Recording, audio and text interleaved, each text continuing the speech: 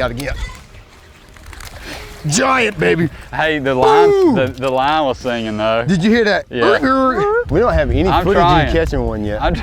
Come on. We don't have any footage. Well, I'm gonna get edited out. Why we gotta edit? You hadn't caught one. Well, if I remember correctly, I won. The last time we fished together at Jackson, you won. Isn't that right? I don't think so, bro. I'm pretty sure I won.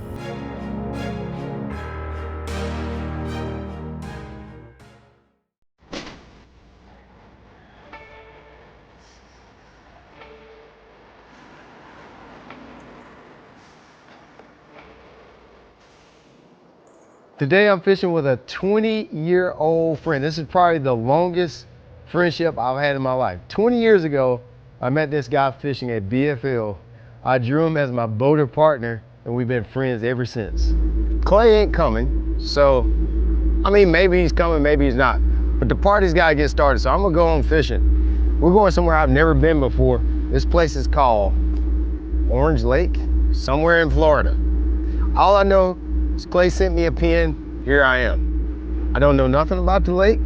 I know it's Florida, so that means there's gonna be a couple things going on today. All I can promise y'all is you're gonna see grass, probably obviously some pads. I call them pads, I think it's actually called spatted dock. Probably gonna see some hydrilla. Now the guys at the ramp kept talking about bluegill, and I've just been on this hype recently about catching panfish. If you know, you know. Some of y'all are probably too good for panfish. No says I. It's literally become my favorite thing to do. So if that don't work out, maybe I'll end up pan fishing. But my plan is to go out here and catch my personal best today.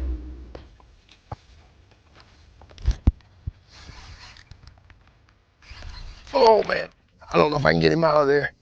Is he still on? He's still on? Is he still on? He's still on. Well, Clay, if I have to shoot the show alone, I will. I'll shoot a frog show all day, every day by myself. I don't need him. I don't even know what I was thinking about inviting him anyway. Dude, did you see that? Felt so good. I have not caught a fish on a frog in so long. And my heart is filled with joy. I just want to sing a song for y'all for this. Thank you, Lord. I just want to thank you, Lord. That was so cool. It wasn't a big one, but just to see him come up out of there. I will say this, I may have to change my rods by the time the day is over with, because there's all different types of frogging, right? So you got matted grass frogging. You got fishing in bushes type frogging, wood style frogging. Then you've got what we're doing today, lily pads, heavy cover frogging. And in my opinion, all three of those techniques take a different rod. And right now I'm using, this is actually probably a wimpy rod for what I'm doing. This is a 7.2 medium heavy. Most people think, oh, my frog rod, boy, I tell you what, I could break the engine off the back of your boat with it. There's a problem with that. When you got those heavy power rods, especially if you're open water frogging, what happens is a lot of times when you set the hook, you see how I'll set up on that fish? When you got a heavy power rod, you pull that fish so far that you get slack in your line, and a lot of times they come off. So for open water frogging, I use a rod that's got a little bit more, I refer to this as the factor. It's got a little bit more, but for what I'm doing today, I feel like I need a little bit more, because you got to bring them out of them pads. Otherwise, you know, they get leverage and just come off. Clay and I knew we wanted to fish this week, but we didn't have a fishing location picked out. So we talked back and forth, and he mentioned this place called Orange Lake. I had never heard of it before, but in Florida, you know, you got your big lakes that are popular, the Toho-Kissimmee chain, you got Okeechobee, you got the Harris chain of lakes, you got the Butler chain of lakes. But there's a lot of these small little gems that are really good that you don't hear about because you can't host big tournaments there, but really and truly, they're the best lakes for catching big fish. So we talked about Orange Lake. It's in the northern part of Florida, and we decided to go there. I don't know this body of water. I bet most of y'all can relate to that. If you've ever been anywhere you've never been before, you're like, where the heck do I start? You start on a grass line, it's like, holy crap, there's acres and acres of this. You start fishing pads, there's pads everywhere. Where do you start? So the way that I always break it down is I look for familiar water. I have a couple core baits that I'm good at using. feel like I'm good at using, maybe I'm not. And I have a couple core techniques that I really feel like I'm confident in. Flipping being one of them. Throwing a frog being one of them. So when I look for structure that I can throw a frog around, now all of a sudden, that was a good bite. Now all of a sudden, 20,000 acres, 30,000 acres becomes about 2,000 acres really fast. So think about what you're good at. Think about what you have confidence in. A familiar technique, something that you do on your home body of water.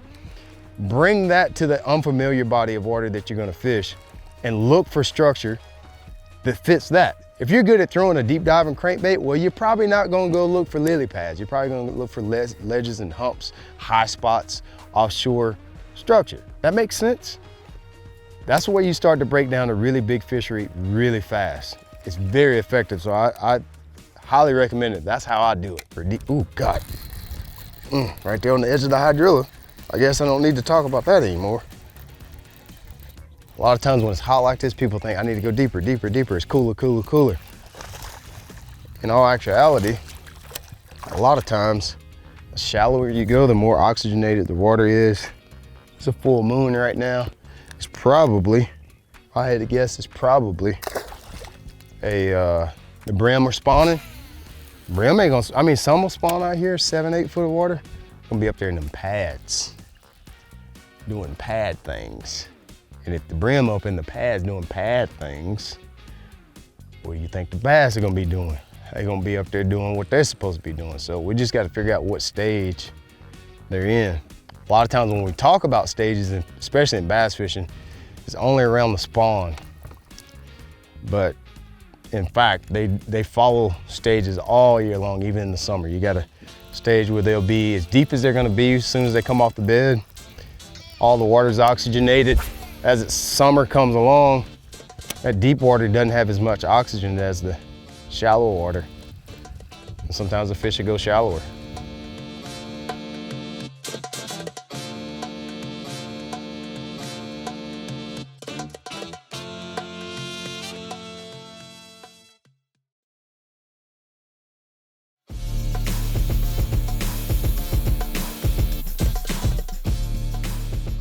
All right, it is now noon. We're supposed to be here at 8. Clay's rolling up now, finally. I literally could have left I live 7 hours away. I could have got here before Clay. He lives 2 hours away. Unbelievable. We basically could have filmed the whole show before this sucker even got here. Set it down! Slow down! Well. I wasn't even gonna tell you. You weren't gonna tell me what? Dylan's going to basketball camp in Winter Park at Rollins College. Left his money. I had to turn around this morning and go back. Well, I knew he was gonna give me a hard time, but honestly, he made it sound like he wasn't gonna be on time either. And early that morning, I texted him and he goes, "Man, I'm sleepy and I'm hungry." So he didn't put any type of emphasis on being here at a certain time. I just said, "Hey, I'm gonna drive up on Sunday morning and we'll get started." So obviously, he gave me a hard time expecting me to be here at 7:30. I had to drive almost 3 hours as well. I know he had a long trip down from South Carolina, but he gave me a hard time and I expect nothing less.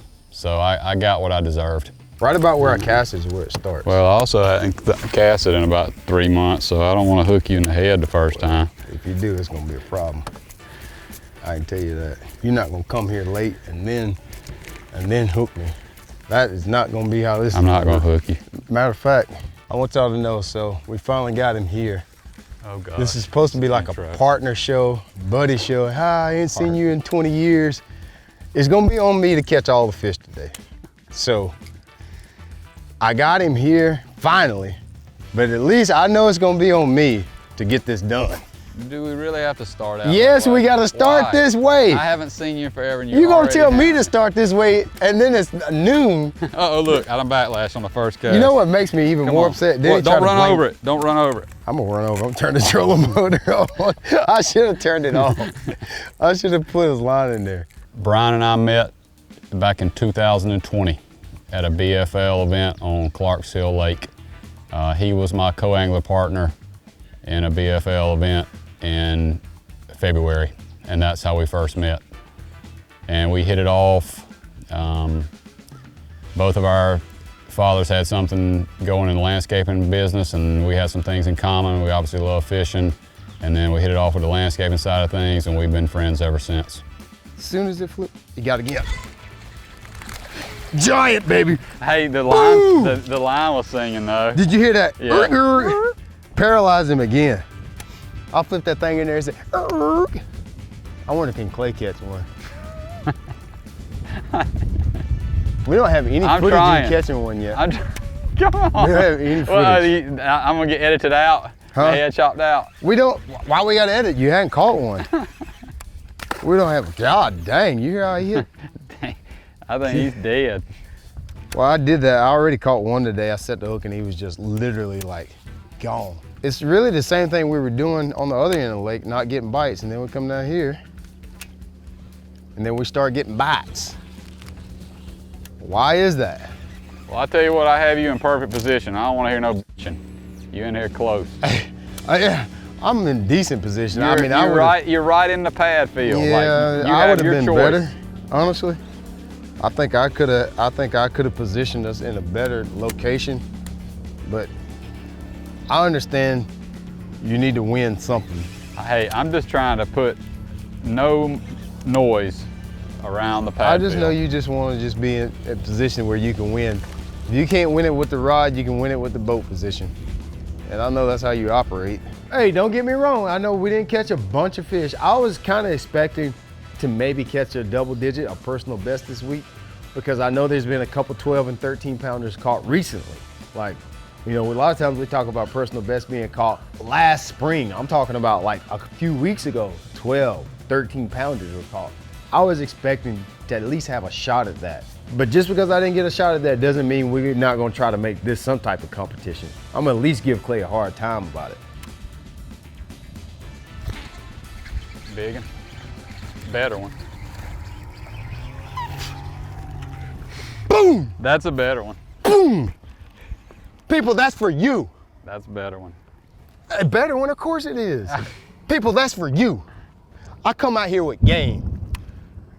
I'm standing on business today. Standing on business on these 2 pounders. Real talk, tough fishing today. You see, we got a storm coming in, and I want to catch some fish. And I don't know if he's gonna be able to carry the weight, so it's up to me.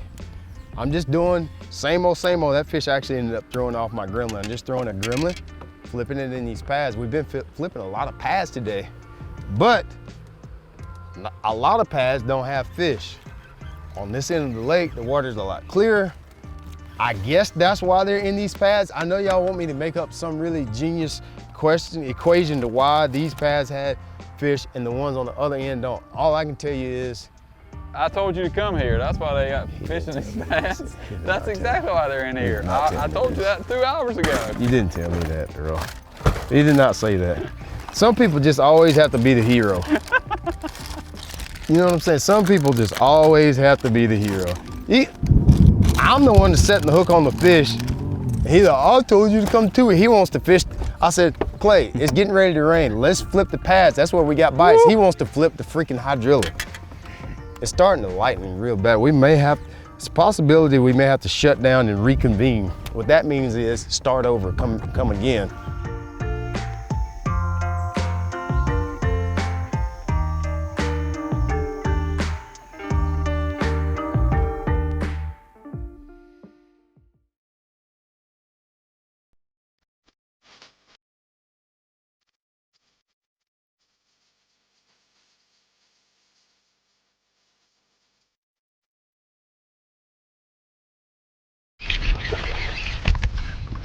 Boom, baby. 2 pounder. In the bag. Hey, it was a start right in the nose. Yeah, 2 pounder. You know, I think the competitive jabs, we just always talk a lot of trash with each other. So guys, Clay, my friend Clay, he works here in the office. He has an office job. He never comes out. You can clearly see the storm coming. He's looking at his phone. I don't know, I think it's going south. Bro, look at the clouds right there. And I honestly think that's just the way it is everybody that does this and fishes in a tournament setting is a competitor, and you hate to lose. And no matter if you're out goofing around, shooting a show, or if you're actually fishing in the tournament itself, you hate to lose. And we have a good camaraderie, and we just love to talk trash back and forth and just jab at each other. And honestly, it makes it fun.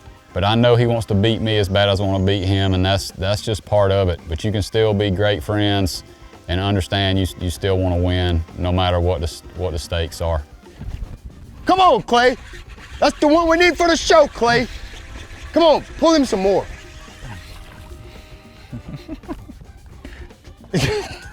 I didn't mean to hit you in the Yeah, head. you did. No, I didn't. You meant to do that. You meant to do that. I did Clay. not. It was too close. It was actually just the water that came off his fin. You know, I'm used to this. Being a tournament fisherman, I almost always go somewhere I either haven't been before or I haven't been to in several years. So I'm used to fishing being a little bit tough at the beginning. I did not expect for it to be tough for this period of time. I threw top waters, I punched, I threw Texas rigs, crankbaits, jerkbaits. I threw pretty much everything. Usually a grass fishery is pretty simple. I even graphed a little bit. I'm watching to see what everybody else doing. Hello, what you throwing over there? Okay, I'm checking out exploring every possibility possible to catch a fish. And it took me a while before I could even get to where we would catch a few fish, just to get a few bites. Uh-oh. Is that the one? It's got more. No. Oh no! No! Why me? I don't touch these. Y'all say whatever you want to say. I don't care. You see the tough. If you could ever hear how they can smack down on you, what do they got teeth like? A shark. Like a shark. Bro, I thought I had me something. Trying to get that. Look how it's in the snoozer. I just let the weight of the fish get it under. That's one of them hooks that catches every fish that bites too. Yeah, man. Why me though? I ain't bothered nobody all day. I've been nice. I've had uplifting things to say about all the crew. Clay. Been supportive of Clay hook sets, not catching nothing. I have not made nobody's shoes.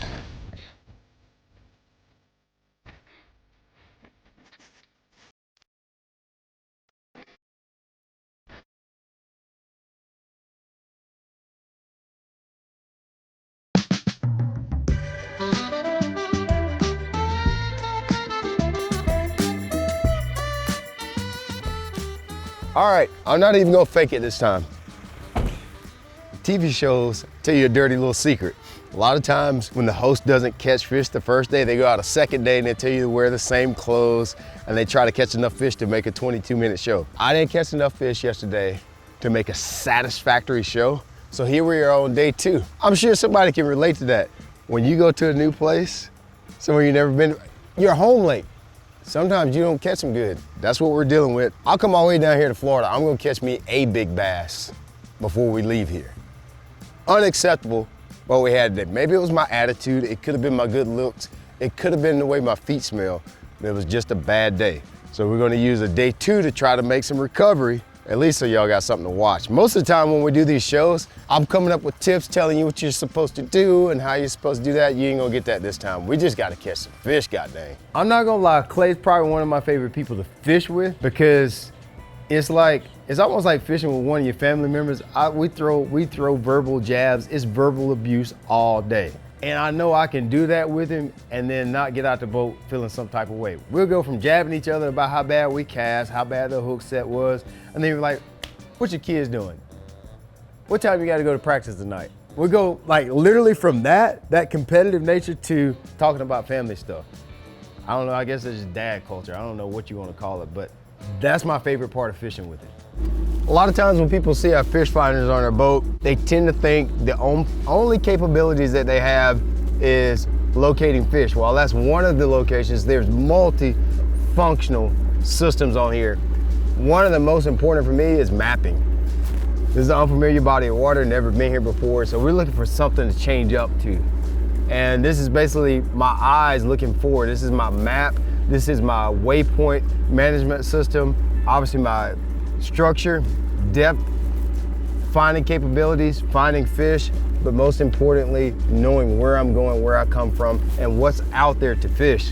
When it's tough fishing on the lake, I'll look for places where I can focus on smaller targets. And so I'm using the mapping, and I can see there's a canal that connects two lakes. I want to say the name of this lake, Lake Lockalusa. It's a conjoining lake to Orange Lake, and there's a canal that connects those two. Moving water, we've got more condensed current, there's more targets that we can cast to, and hopefully it'll make it easier for us to catch fish today. They said they're about dead. You got it? What? Oh God, look at the mouth on that thing. Come on, landing clay, finish it, finish it. All right, dude. Wow, is that this like extremely post-small? I don't know. Dude, look at that. He had a big old mouth. Dude, it sucked it in. It didn't even make a noise. I didn't hear when it nothing. ate it. It didn't even make a noise. Usually when you set the hook, you know, you cause a lot of ruckus. Well, maybe because I'm 0 for 2 today. Look at how thin I that know. thing is. Something wrong with him. He looks like me. Oh, man. Maybe we should let that one go. I don't know. You did a good job that time. Thank you. Improvement. You did a hook set, none of this, ole! You did hit him, you hit him. I didn't say anything. Ole! You know, it's late June here in Florida, and everything is further along than normal, in my opinion. And the fishing was brutally tough here. You know, I expected us to do better, but we kept grinding and grinding. We finally found a way to get a few bites. But at the end of the day, it wasn't as good as I expected it to be, but it was still fun. And you know, we had a good time. And at the end of the day, we were out fishing doing what we love.